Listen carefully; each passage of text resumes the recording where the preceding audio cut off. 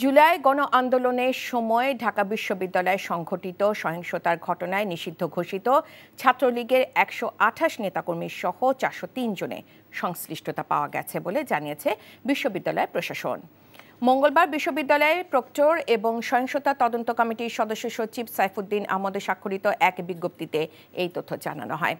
বিজ্ঞপ্তিতে বলা হয়, ২০২৪ সালে ১৫ জুলাই থেকে ৫ আগস্ট পর্যন্ত বিশ্ববিদ্যালয় ক্যাম্পাসে ঘটে যাওয়া অস্থিতিশীলতা ও সহিংস কর্মকাণ্ডে জড়িতদের চিহ্নিত করতে গঠিত কমিটি প্রথম দফায় ১২৮ জন শিক্ষার্থীকে অভিযুক্ত করে প্রতিবেদন দেয়। ওই শিক্ষার্থীদের ইতোমধ্যে সাময়িকভাবে বহিষ্কার করা হয়েছে। পরবর্তীতে গঠিত ৫ সদস্যের তদন্ত কমিটি দ্বিতীয় দফা পর্যালোচনায় আরও ২৭৫ জনের সংশ্লিষ্টতা পায়। ফলে মোট অভিযুক্তের সংখ্যা দাঁড়িয়েছে ৪০৩ জনে। অভিযুক্ত শিক্ষার্থীদের উদ্দেশ্যে বিজ্ঞপ্তিতে বলা হয়, কেন তাদের স্থায়ীভাবে বিশ্ববিদ্যালয় থেকে বহিষ্কার করা হবে না তার কারণ দর্শিয়ে আগামী ৭ কার্যদিবসের মধ্যে লিখিত ব্যাখ্যা দিতে হবে। নির্ধারিত সময়ের মধ্যে ব্যাখ্যা না দিলে বিশ্ববিদ্যালয়ের বিধি অনুসারে একতরফা ব্যবস্থা নেওয়া হবে।